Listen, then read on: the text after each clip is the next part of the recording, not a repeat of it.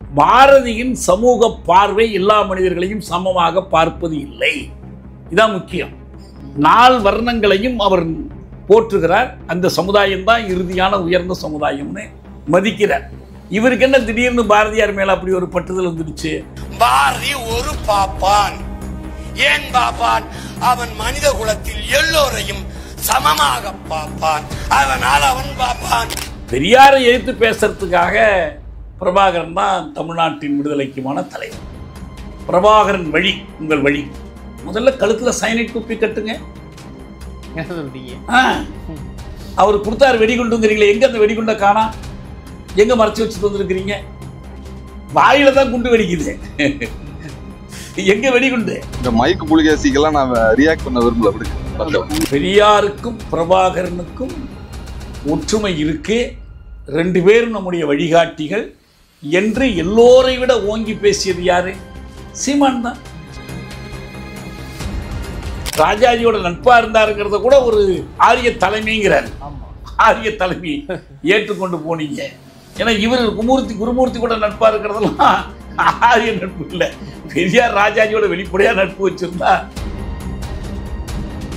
இது மணியரசன், இது அவருடைய தரந்தாழ்ந்த ஒரு விமர்சனம். அது இந்த சீமானுக்கு இருக்கிற ரசிகர்களை தனக்கு ஆதரவாக வைத்துக் கொள்றதுக்காக அவர் செய்கிறார். அண்ணாவோட அப்பா யாரு, அம்மா யாரு, இந்த ஆராய்ச்சி. அப்போ பெரியாரோட அப்பா யார், அம்மா யார், இதெல்லாம் ஆராய்ச்சியா? அண்ணாவை பற்றி தெரியறதை விட பெரியாரை பற்றி எல்லாருக்கும் என்ன தெரியும்னா அவரு சொல்லியிருக்கார்.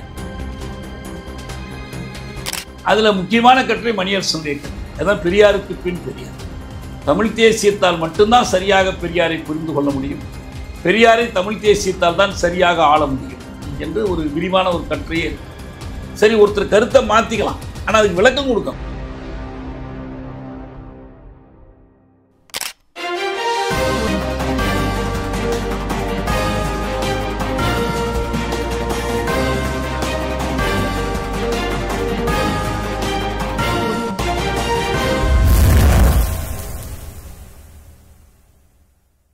சார் வணக்கம். வணக்கம்.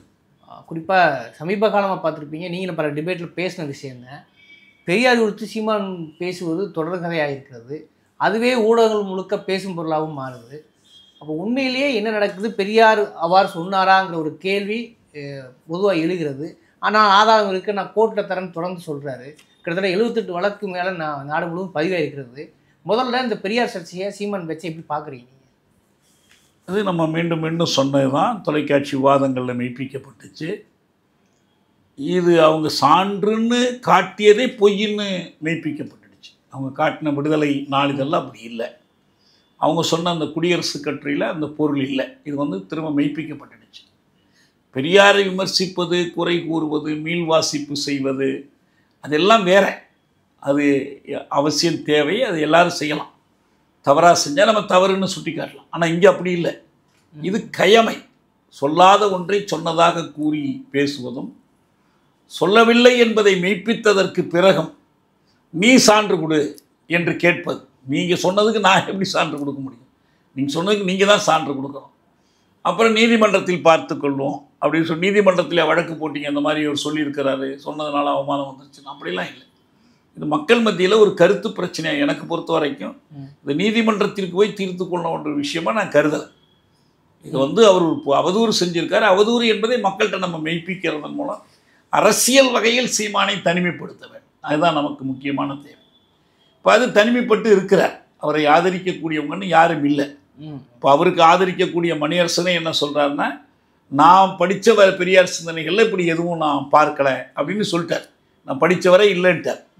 சரி, அதுக்கு பிறகு தேடி படித்து இந்த இடத்துல இருக்குது, நான் இப்போ தான் பார்த்தேன்னு சொல்கிறாரா? அதுவும் இல்லை. அதனால் அதுலேயே தான் நிற்கிது. நான் சான்று கொடுக்குறேன்னு சொன்ன அண்ணாமலையும் எந்த சான்றும் கொடுக்கலை. அவர் பாட்டு கடந்து போகிறாரு. இவர் மிகையாக பேசிட்டாருன்னு வரைக்கும் சொல்லிட்டார். ரொம்ப மோசமாக பேசிட்டார் அப்படிங்கிற வரைக்கும் சொல்லிட்டார். அதனால் சீமான் இதில் அனாதையாக தான் நிற்கிறார் பெரியாரை பற்றிய கூட்டில். மற்ற விமர்சனங்கள்ங்கிறது இவர் புதுசாக சொல்ல வேண்டியதில்லை, கடந்த காலத்தில் வந்தது தான். அவதூறுகள் தான் இவர் புதுசாக எழுப்புறார். இது ஏற்கனவே பாஜகவினர் போன்றவர்கள்லாம் எழுப்பி அதுக்கு பிறகு பின்வாங்கி போன செய்திகள் தான். அதனால் அவருடைய நோக்கம் என்பது அரசியல் உள்நோக்கம்தான். தனக்கு ஆதரவாக வாக்குகள் சேர்ப்பதற்கு, தனக்கு ஆதரவாக ஒரு கூட்டம் சேர்ப்பதற்கு என்னென்னமோ தலைகீழ நின்று பார்க்குறார். எதுவும் எடுபடலை. அதனால் இப்போ என்ன பார்த்தாரு, தமிழ்நாட்டில் ஒரு கணிசமான வாக்கு வங்கி, பாஜகவுக்கு ஆதரவான வாக்கு வங்கி இருக்குது. நல்லதோ கெட்டதோ பார்ப்பனர்களுக்கும் மேல் சாதியினருக்கும் பெரியாரை பிடிக்காது, அவங்களுக்கு திமுகவையும் பிடிக்காது. எனவே இந்த திமுக மீது வெறுப்பு கொண்டிருக்கிற, பெரியார் மீது வெறுப்பு கொண்டிருக்கிற அந்த வாக்கு வங்கியை தன்னுடைய தனக்கு கிடைத்து கொண்டிருக்கிற வாக்கு விழுக்காட்டோடு சேர்த்தால் நம்ம அடைய வேண்டிய இலக்கை அடையலாம் என்று அவர் கணக்கு போடுறதாக இருக்கலாம். அல்லது இதனால் வேண்டி அவருக்கு ஒரு இடையில் விஜய் வந்தார், அவர் கட்சியில் இருக்கிறவங்க விலகி போகிறாங்க, பல வகையில் நம்ம தனிமைப்பட்டிருக்கிறோம், அதிலேருந்து உடைச்சி ரெண்டாவது தினம் அவரை பற்றி யாராவது பேசிகிட்டு இருக்கணும், தினம் பேட்டி கொடுத்துக்கிட்டு இருக்கணும், தினம் செய்திகள் வந்துக்கிட்டு இருக்கணும், அதுக்கெல்லாம் உதவியாக இருக்குன்னு அவர் நினச்சிருக்கலாம். அவரை பொறுத்த வரைக்கும் அவருடைய நோக்கம் நிறைவேற போகிறதில்ல. மேலும் தனிமைப்படுவார், மேலும் ஒதுக்கி எறியப்படுவார். நல்ல செய்தி என்னன்னா, பெரியாரை பற்றி அவர் என்னதான் சொன்னார், அப்படி பெரியாருடைய கருத்துக்கள் என்ன, கொள்கைகள் என்ன, இவர் எப்படி செத்தும் கொடுத்தான் சீதக்காதி மாதிரி இவர் மறைந்து இத்தனை ஆண்டுகளுக்கு பிறகும் பேசப்படும் பொருளாக இருக்கிறார் என்று இளைஞர்களை ஒரு வாசிப்புக்கு, மீள் வாசிப்புக்கு தூண்டி இருக்கிறார். இங்கொன்று அங்கொன்றுமாக சில மேற்கோள்களை உருவி வைத்து கொண்டு அவரை இழிவுபடுத்திட முடியாது. அறிவார்ந்த இளைஞர்கள் தேடி படிக்கிறார், என்னதான் சொன்னார் என்பதை தேடி படிக்கிறார். நமக்கும் அவர் என்னதான் சொன்னாருங்கிற உண்மையை சொல்கிறதுக்கான ஒரு வாய்ப்பாக இருக்குது. அதுதான் என்னுடைய விளைவாக இருக்க போது. சீமான் நோக்கம் வெற்றி பெறாது. இன்னொரு விஷயம் என்னென்னா, எது தமிழ் தேசியம், யார் தமிழருங்கிற பகுப்பு தொடர்ந்து நடந்துகிட்டு இருக்கு. இதில் உங்கள் சமகால ஆளுமையாக இருக்கக்கூடிய மணிரசன் என்ன சொல்கிறாருனாக்க, அண்ணாவோட அப்பா தமிழர் தான், அண்ணாவோட அம்மா தமிழர் அல்ல, அப்போ எப்படி தூய் தமிழராக இருக்க முடியும்? சீமானும் அதே கருத்தை சொல்கிறார். திராவிடர்கள் ஆட்சி செய்வதற்கு, அதிகாரம் செலுத்துவதற்காக பிற மொழியாளர்களுடைய வன்முறையும் திணிப்பும் தான் திராவிடங்கிறார். இதை எப்படி புரிஞ்சுக்கிறது? பெரியாரையே பிறமொழியாளராக கருத முடியாது என்று இதே மணியரசன் பேசியிருக்கார். இப்போ நீங்கள் தந்தை பெரியார்னு சொல்லிக்கிட்டு இருந்தீங்க, அவர் சொன்னார் தமிழ் தேச தந்தை பெரியார். அதுக்கான காரணங்களை எல்லாம் பட்டியலிட்டிருக்கார். பெரியாருக்கு பின் பெரியார்னு சொல்லி இந்துத்துவ சூழலில் பெரியாரின் தாக்கம் என்று ஒரு தொகுப்பு, நூல் தொகுப்பு, நான் அதில் ஒரு கட்டுரை எழுதியிருக்கிறேன், பிறந்தார் பெரியார்னு எழுதியிருக்கிறேன். நிறைய அறிஞர்கள் எழுதியிருக்கிறார். அதில் முக்கியமான கட்டுரை மணியரசனுடைய கட்டுரை. அதான் பெரியாருக்கு பின் பெரியார். தமிழ் தேசியத்தால் மட்டும்தான் சரியாக பெரியாரை புரிந்து கொள்ள முடியும், பெரியாரை தமிழ் தேசியத்தால் தான் சரியாக. அதில் முக்கியமான கட்டுரை மணியரசனுடைய கட்டுரை. அதான் பெரியாருக்கு பின் பெரியார். தமிழ் தேசியத்தால் மட்டும்தான் சரியாக பெரியாரை புரிந்து கொள்ள முடியும், பெரியாரை தமிழ் தேசியத்தால் தான் சரியாக ஆள முடியும் என்று ஒரு விரிவான ஒரு கட்டுரையே இருக்குது. சரி, ஒருத்தர் கருத்தை மாற்றிக்கலாம், ஆனால் அதுக்கு விளக்கம் கொடுக்கணும். ஆள முடியும் என்று ஒரு விரிவான ஒரு கட்டுரையே இருக்குது. சரி, ஒருத்தர் கருத்தை மாற்றிக்கலாம், ஆனால் அதுக்கு விளக்கம் கொடுக்கணும். ஏன் அப்போ அப்படி நினச்சோம், இப்போ ஏன் அப்படி நினச்சோன்னு. இப்போ அப்போ எல்லாம் தெரியாதா, அண்ணாவோட அப்பா யார், அம்மா யார், இந்த ஆராய்ச்சி. அப்போ பெரியாரோட அப்பா யார், அம்மா யார், இதெல்லாம் ஆராய்ச்சியா?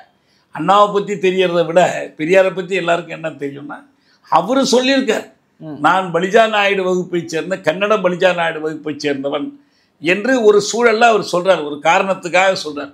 அந்த ஜாதி பழக்கங்களில் பெண் மறுமணம் எப்படி தடுக்கப்படுதுன்னு காட்டுறதுக்காக, படையாச்சி ஜாதியில் எப்படி இருக்குது, முக்குளத்தூர் ஜாதியில் எப்படி இருக்குன்னு சொல்கிற மாதிரி அவர் என்ன சொல்கிறாருன்னா, கன்னட பலிஜா நாயுடு வகுப்பில் இது ஏற்றுக்கொள்ள மாட்டார்கள், அப்போ அதை மீறுவது எப்படி, தான் எப்படி மீற வேண்டி வந்துச்சு, எப்படி அதுக்காக நான் பாடுபட்டேன்னு சொல்கிற இடத்துல சொல்கிறார். அவர் அந்த கன்னட பலிஜா நாயுடு வகுப்பை சேர்ந்தவங்களாம் எனக்கு ஓட்டு போடுங்க, எனக்கு காசு கொடுங்கன்னு சொல்கிறதுக்காகலாம் இல்லை. இன்னும் சொல்ல போனால் அவர் கன்னடமோ தெலுங்கோ சரியாக பேசவும் தெரியாது. அவர் தமிழ்நாட்டில் பிறந்தவர், தமிழ்நாட்டில் வளர்ந்தவர், நல்லதோ கெட்டதோ தமிழ்நாட்டுக்காக பாடுபட்டவர் தான். அதைத்தான் ஒரே காரணமாக சொல்ல முடியும். இன்னும் இந்த தெலுங்கர்கள், கன்னடர்கள்லாம் விலகி போன போது, வரலாற்று காரணங்களால் விலகி போன போது ரொம்ப மகிழ்ச்சியாக நல்லதாக போச்சு, இவங்கெல்லாம் போயிட்டாங்க என்று சொன்னவர். அவர் தமிழ்நாடு தமிழருக்கு என்று தான் கடைசி வரை முழக்கம் கொடுத்தவர். அவர் அதே போல் அண்ணா எடுத்துக்கிட்டிங்கன்னா, அவர் திமுக தலைவராக இருந்தார். அவர் மேலே தமிழராக இல்லையாங்கிற ஐயப்பாடு வர்றதுக்கெல்லாம் காரணமே கிடையாது. அண்ணா தமிழர் தான், கலைஞர் கருணாநிதி தமிழர் தான், மு.க. ஸ்டாலின் தமிழர் தான், கனிமொழி தமிழச்சி தான். இவங்களோடலாம் நமக்கு கருத்து வேறுபாடுகள் இருக்குது, அது வேறு செய்தி. ஆனால் தமிழர்கள் என்பதில் எந்த ஐயப்பாடும் இல்லை. இவங்க வேணும்னே இதெல்லாம் பிறமொழியாளர், இவங்களுடைய ஆதிக்கம் தான் திராவிடங்கிற பேரில் வருதுன்னு சொல்கிறதுக்காக இதை பூரா செய்கிறாங்க. இது மக்கள்கிட்ட எந்த காலத்திலும் எடுபடாது. இப்போ எம்ஜிஆரை முதலமைச்சராக ஏற்றுக்கொள்ளும் போதோ, ஜெயலலிதாவை முதலமைச்சராக ஏற்றுக்கொள்ளும் போதோ தமிழ்நாட்டு மக்கள் அவங்களுடைய இரத்த ஆராய்ச்சியெலாம் பண்ணலை. நம்ம தமிழ்நாட்டில் நடித்தாங்க, தமிழ்நாட்டு மக்களுடைய ஆதரவு பெற்றாங்க. அவங்க யாராக இருந்தால் நமக்கு என்ன வந்துச்சு, அவங்களால தமிழ்நாட்டு மக்களுக்கு நன்மையா தீமையா அப்படி மட்டும்தான் பார்த்தாங்க. அதனால் இது எந்த விதத்துலேயும் இந்த முயற்சி மணியரசன் இது அவருடைய தரந்தாழ்ந்த ஒரு விமர்சனம். அது இந்த சீமானுக்கு இருக்கிற ரசிகர்களை தனக்கு ஆதரவாக வைத்துக் கொள்றதுக்காக அவர் செய்கிறார். அவர் சீமான் செய்யக்கூடிய அரசியலை ஆதரிக்கிறதுனா தெளிவாக ஆதரிக்கணும். இப்போ ஈரோடு இடைத்தேர்தலில் நான் இவ்வளோ வாக்கு பெற்றேன், அவர் இது குறைஞ்சிடுச்சு அவருக்கு, அதனால் டெபாசிட் வாங்க முடியல, கட்டுத்தொகை மீட்க முடியலை, கட்டுத்தொகை மீட்க முடியவில்லை என்று கவலைப்படாதீர்கள் அவர்களுக்கு ஆறுதல் சொல்லி ஒரு கட்டுரை எழுதுகிறார். இப்போ கட்டுத்தொகை மீட்க முடியாமல் போன அந்த ஓட்டு வித்தியாசத்தை மணியரசன் வாங்கி கொடுத்தாராங்கிறேன். இவர் அதுக்கு வாங்கி கொடுக்கலையே. நீங்கள் கட்டுத்தொகை இழக்கக்கூடாது, அந்த கட்சி இழக்கக்கூடாதுன்னா நீங்கள் ஈரோட்டில் உங்கள் கட்சிக்காரர்கள் ஆதரவாளர்கள் நீங்கள் சொல்கிறத நம்பி ஓட்டு போடுற மக்கள்கிட்ட நீங்களும் சீமானுக்கே ஓட்டு போடுங்கள் என்றெல்லாம் நீங்கள் கேட்கணும். நீங்கள் யாருக்கும் ஓட்டு போடாதீங்க புறக்கணிங்கன்னு சொல்லிவிட்டு அப்புறம் இவர் கட்டுத்தொகை இழந்துட்டாருன்னு கவலைப்படாதீங்கன்னு ஆறுதல் சொன்னால் என்ன அர்த்தம்? நீங்கள் ஒன்று சீமான் முதலமைச்சராவது தமிழ் தேசியத்துக்கு நல்லது என்று சொன்னால் நீங்கள் அந்த அரசியலை ஆதரிச்சுட்டு போங்க, நாங்கள் நிற்கலாம் ஆனால் அவர் ஆதரிக்கிறோன்னு சொல்லுங்கள். இல்லை இந்த முதலமைச்சராவதன் மூலம் எதையும் சாதித்து விட முடியாது, இது கடந்த காலத்தில் கட்டுரைகளில் எழுதியிருக்கார், ரொம்ப அண்மை காலம் வரைக்கும் கூட தமிழர் கண்ணோட்டத்தில் எழுதியிருக்கார். முதலமைச்சராவதால் ஒரு பயனும் இல்லை, சட்டமன்றத்துக்கு போயெல்லாம் தமிழ் தேசியத்துக்காக எதுவும் செய்ய முடியாது, நேரடியாக சீமானை சொல்லி அவர் கருத்துக்களை மறுத்து அவர் எழுதிய கட்டுரைகள்லாம் இருக்கு. இப்போ என்ன திடீர்னு மாறி போச்சு? இப்போ உடைபடும் பெரியார் பிம்பம்னு எழுத ஆரம்பிக்கிறார். அப்போ நீங்கள் கடந்த காலத்தில் பெரியாரை பற்றி சொன்னதெல்லாம் பெரியார் பிம்பத்தை உருவாக்குறதுக்கு தானே. எப்படி உடைபடும்னு எப்படி சொல்லுவீங்க? சீமான் காட்டு கத்தலாக கத்துனாலோ பெரியார் சொல்லாததை சொன்னாலோ அது பிம்பம் உடைபடுறதா? இப்போ அவங்க சீமான் தரப்பிலிருந்து சில பேர் இப்போ எனக்கெல்லாம் பதில் எழுதுகிறாங்க, அது அவதூறாக கூட இருக்கட்டும், அந்த அவதூறாவின் மூலம் ஈவரா பிம்பத்தை உடைக்க முடியுதில்ல. நாங்கள் எல்லா வழிகளையும் கையாண்டு, அதாவது என்ன அர்த்தம்னா நாங்கள் பொய் சொல்லியாவது பெரியார் புகழை சிதைக்க பார்க்குறோன்னு. பெரியார் புகழை நீங்கள் சிதைச்சி என்ன ஆகிட போகுது? அவருக்கு ஒரு இழப்பும் இல்லை. நீங்கள் பெரியார் புகழை ஒழுங்காக போற்றணும் என்று சொன்னால் நீங்கள் சொல்லுங்கள், நாங்கள் பெரியார் பெயருக்காக நிற்கலை, பெரியார் புகழுக்காக நிற்கலை, அவருடைய கொள்கைகளுக்கு நிற்கிறோன்னு சொல்லுங்கள். அந்த கொள்கைகளை முன்னிறுத்துங்க. நீங்கள் கலைஞர் பெரியார் கொள்கையை கடைப்பிடிக்கவில்லைங்கிற ஒரு விமர்சனத்தை நீங்கள் முன்வைக்கலாமா இல்லையா? பெரியார் தமிழ்நாடு தமிழருக்கே என்பது தான் அவருடைய இறுதி முழக்கம், அவருடைய அரசியல் முழக்கம். ஸ்டாலின் அவர்களே, இந்த முழக்கத்தை நீங்கள் ஏற்றுக்கொள்கிறீர்களா? இந்த முழக்கத்தை அண்ணா ஏற்றுக்கொண்டாரா? இந்த முழக்கத்தை கலைஞர் ஏற்றுக்கொண்டாரா? கலைஞர் எனக்கு நேரடியாக என் முகத்துக்கு நேராக பார்த்து சொன்னார், தியாகு இது பெரியார் கொள்கையை தவிர அண்ணா கொள்கை அல்ல, முதல்ல இது ஆஃப் ரெக்கார்டுனார். அப்புறம் இல்லை நீங்கள் எழுதுங்க, இந்த கொள்கை திராவிடர் கழக கொள்கை என முரசொலியடியார் இந்த முழக்கத்தோடு நான் ஊர்வலம் போகிறேன்னு சொல்லும்போது, நீ போகாத, போனால் நான் கைது பண்ணுவேன், நெருக்கடி நிலை காலத்தில் நான் கைது பண்ணி சிறையில் அடைப்பேன், இல்லை இந்த கொள்கை உனக்கு ரொம்ப சிறப்பாக பெரியார் கொள்கை தான் வேணும்னுக்கிறதுனா பொதுக்குள்ள தீர்மானம் கொண்டு வான்னு நானே சொன்னேன் என்று அவர் சொன்னார். அதனால் இப்போ கூட அவங்க சொல்லட்டுமே, தமிழ்நாடு தமிழருக்கே என்ற பெரியார் கொள்கையை தான் இந்த ஆட்சி கடைப்பிடிக்கிறது, இல்லை திமுக அந்த கொள்கையைத்தான் கடைப்பிடிக்க போகிறதுன்னு சொல்லுங்கள். இந்த முரண்பாட்டை சொல்லி நீங்கள் என்ன பண்ணலாம், நாங்கள் பெரியார் கொள்கையில் நிற்கிறோன்னு சொல்லுங்கள். அதை விட்டு இதை எதிர்ப்பதற்கு பெரியாரை சாடுவது எப்படி பயன்படும்? ஏன்னா இன்றைக்கி நீங்கள் பார்த்தீங்கன்னா பெரியாரை அவதூறு செய்து விட்டார்கள், பெரியாரை இழிவாக பேசிவிட்டார்கள், பெரியார் எப்படி தெரியுமா என்றெல்லாம் வாதிடுகிறார்களே தவிர பெரியாரின் கொள்கை இன்னது, அந்த கொள்கையை இவர் தாக்குகிறார், நாங்கள் அந்த கொள்கையின் பக்கம் நிற்கிறோன்னு சொல்லி திமுக தரப்புலேருந்து யாருமே வாதிடுறதே. அவங்க அப்படி வாதிட்டா தானே உங்களுக்கு பிரச்சனை. நீங்கள் அதனால் நீங்கள் என்ன செய்யணும், நீங்கள் திமுக தானே உங்களுக்கு எதிரி தேர்தலில், திராவிடர் கழகம் வீரமணி போட்டி போட போடுறா, குளத்தூர் மணி போட்டி போட போடுறா, உங்களுடைய தேர்தலில் உங்கள் திமுக தோற்கடிப்பு தான் உங்களுக்கு நோக்கம்னா நீங்கள் என்ன பண்ணணும், நாங்கள் பெரியார் கொள்கையை வச்சுருக்கிறோம், அவங்கெல்லாம் கைவிட்டாங்கன்னு நீங்கள் சொல்லணும். நேர்மாறாக எப்படி இல்லை சொல்லிட்டு இருக்கீங்க. ஏன்னா நீங்கள் திமுக மீது இருக்கிற வெறுப்பு, ஈழப் போராட்டத்தை ஒட்டி இன்றைக்கி இருக்கிற லஞ்சம் குறித்து, தேர்தல் ஊழல் குறித்து, இந்த வெறுப்பை பூரா யாருக்கு எதிராக திருப்புறீங்க? பெரியாருக்கு எதிராக திருப்புறீங்க. பெரியாரை பற்றி நிறைய அடுக்கடுக்கான அவதூறுகள்லாம் சொல்கிறீங்க. ராஜாஜியோட நட்பாக இருந்தாருங்கிறத கூட ஒரு ஆரிய தலைமைங்கிறார். ஆமாம், ஆரிய தலைமை ஏற்றுக்கொண்டு போனீங்க. ஏன்னா இவர் குருமூர்த்தி கூட நட்பாக இருக்கிறதெல்லாம் ஆரிய நட்பு இல்லை. பெரியார் ராஜாஜியோட வெளிப்படையாக நட்பு வச்சுருந்தா அதுக்கு ஒரு வரலாறு இருக்குது. அவர் காங்கிரஸில் சேர்ந்துருந்தவங்க எத்தனையோ இருக்குது அவங்களுக்குள்ள. அது மாதிரி அது மணியரசன் சீமான் சொல்வது என்பதெல்லாம் உண்மைக்கும் வரலாற்றுக்கும் மாறானது, கொள்கை சாராத ஒரு வெறுப்பு அரசியல் சார்ந்தது. மிக முக்கியமாக சமீப காலத்து உரையாடல்களில் ரொம்ப பேசும்படும் பொருளாக மாறுதுன்னா பெரியாரா பிரபாகரனா அப்படிங்கிற ஈழரசின் தமிழ்நாட்டு அரசியலையும் ஒரு முரணாக முன்னிறுத்துகிறார் இல்லையா? அது உண்மையிலே நீங்கள் ஒரு அடிப்படையில் ஒரு விவசாய தமிழ் தேசியத்தை தொடர்ந்து பேசக்கூடிய ஒரு நபர், மார்க்சிய அறிஞராக வருவீங்க. இதை எப்படி புரிந்து கொள்வது? இந்த முரண் இடதுசாரி தமிழ் தேசியம், வலதுசாரி தமிழ் தேசியம், நடுசாரி எல்லாத்தையும் ஒதுக்கிடுவோம். பெரியாருக்கும் பிரபாகரனுக்கும் ஒற்றுமை இருக்கு, 2 பேரும் நம்முடைய வழிகாட்டிகள் என்று எல்லோரை விட ஓங்கி பேசியது யாரு? சீமான் தான். கட்சி தொடங்கிய பிறகு அவங்க நடத்துகிற மாநாட்டில் பெரியாருக்கு ஒரு பக்கம் பிரபாகரனுக்கு ஒரு பக்கம் வெற்றுருவம் வைத்திருந்தது யாரு? அவரு. இது சீமானான்னு கேள்வி. பழைய சீமானா புதிய சீமானா, அல்ல தெளிவாக இருந்த சீமானா குழம்பி போன சீமானா, இதுதான் கேள்வி. பிரபாகரன் வெர்சஸ் பெரியார் அல்ல, சீமானா. அவர் பேச்சை மறுக்கிறாரா ஏதாவது? அதான் நான் என்ன சொல்றாரு, நான் தலைவரை பார்த்துட்டு வந்தோன்னு மாறிட்டேங்கிறார்.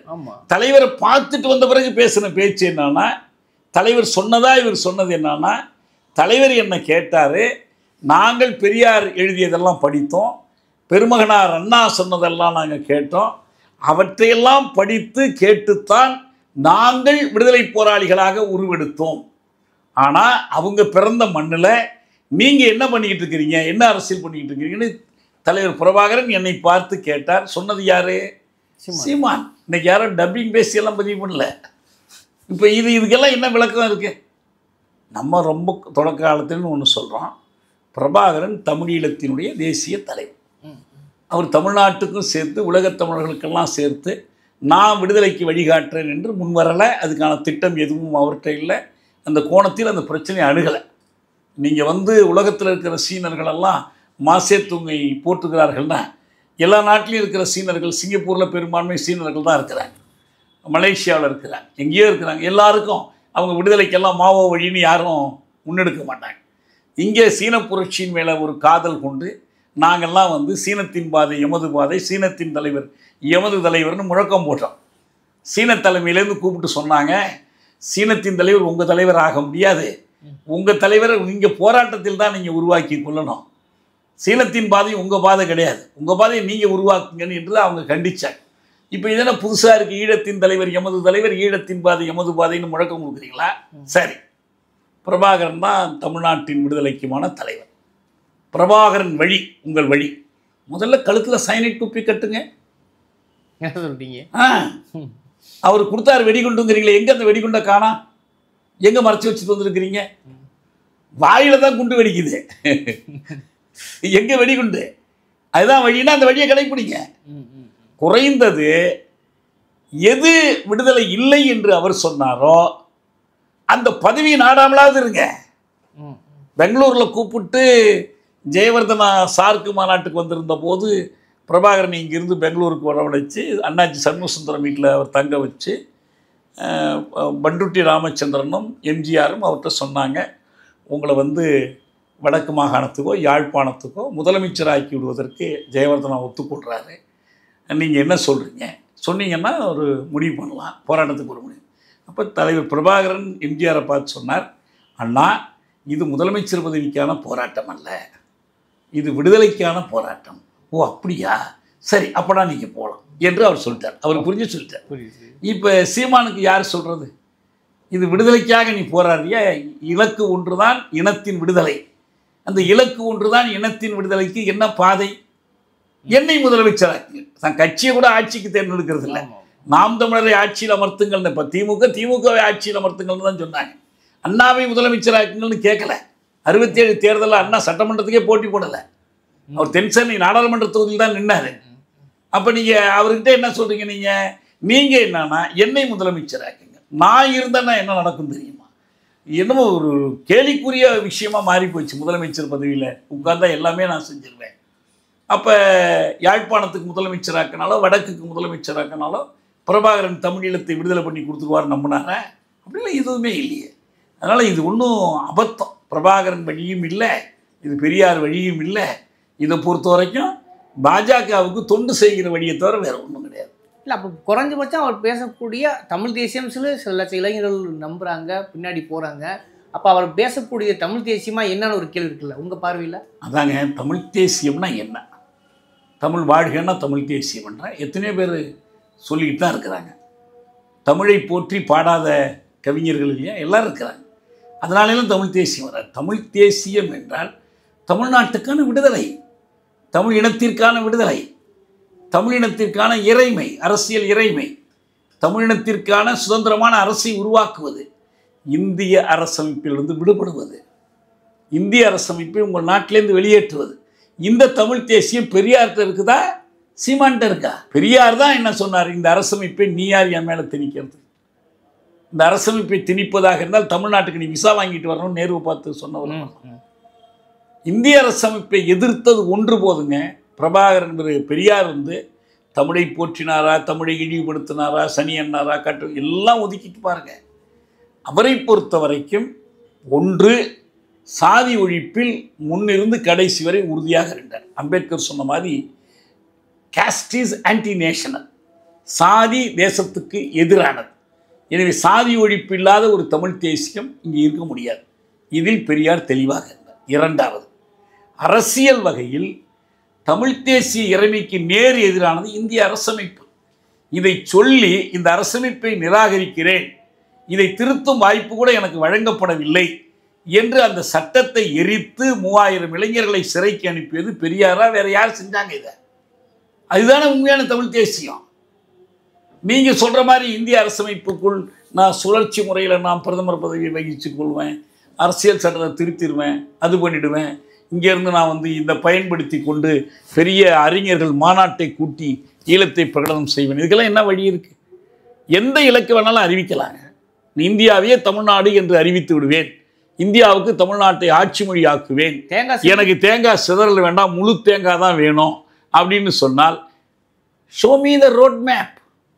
இதை அடைவதற்கான வழித்தடத்தை நீங்கள் வரைஞ்சு காட்டுங்க. எப்படி தொடங்குவீங்க, எப்படி போய் முடிப்பீங்க?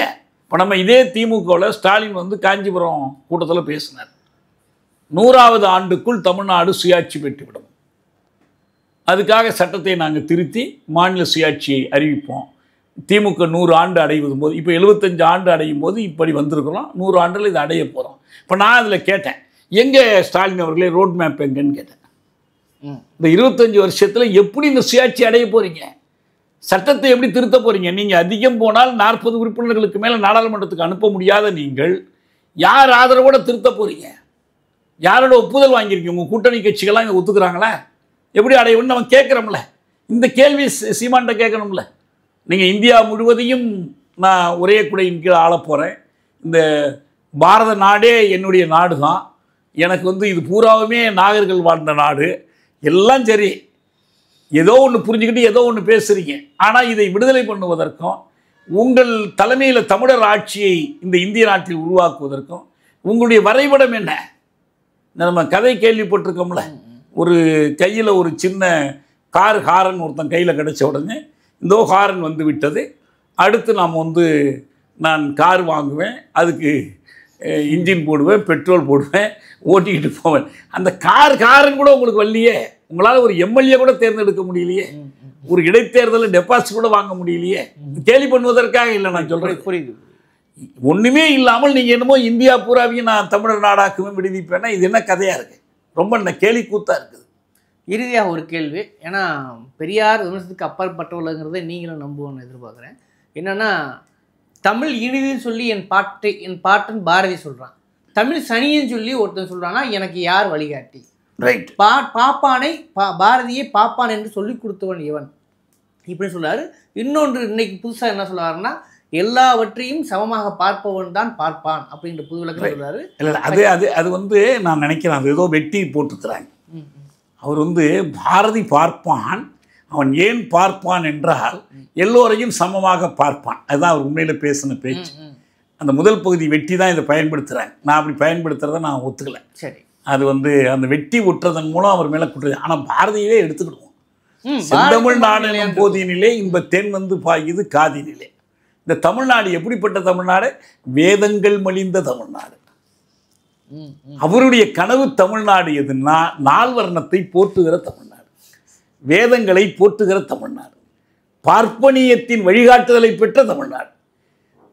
பார்ப்பானை ஐயர் என்ற காலமும் போச்சே, பரங்கியனை துரை என்ற காலமும் போச்சே, பார்ப்பானை ஐயர் என்ற காலமும் போச்சேன்னு பாடுறார். இதெல்லாம் ரைட்டு, துணிச்சலான பாட்டு தான். பார்ப்பனரை எதிர்க்க தயாராக இருக்கார், ஆனால் பார்ப்பனியத்தை போற்றுறார். என்ன காரணம்னா, பாரதி ரொம்ப குறுகிய காலம் வாழ்ந்தார். பாரதி மேலே பாரதிதாசன் ரொம்ப நம்பிக்கை வைத்தார். சாதிக்கு எதிராக பாரதிதாசன் எழுதின கவிதைக்கே பாரதி உள்ளம்னு தலைப்பு கொடுத்தார். இந்த சாதி ஒழித்துள்ளது ஒன்று, நல்ல தமிழ் வளர்த்தல் மற்றொன்று, பாதியை நாடு மறந்தால் மற்ற பாதி துலங்குவதில்லைங்கிற பாட்டுக்கு பாரதி உள்ளம்னே தலைப்பு கொடுக்குறார். ஏன்னா அவருக்கு முதல்ல இந்த கவிதை உலகத்தை அறிமுகப்படுத்துகிறாரு. சாதி மறுப்பு பார்வை அவரிடமிருந்து நான் பெற்றுக்கொண்டேன்னு பாரதிதாசன் சொல்கிறார். அவர் அதுக்கு மேலே ஆழமாக பார்க்கல.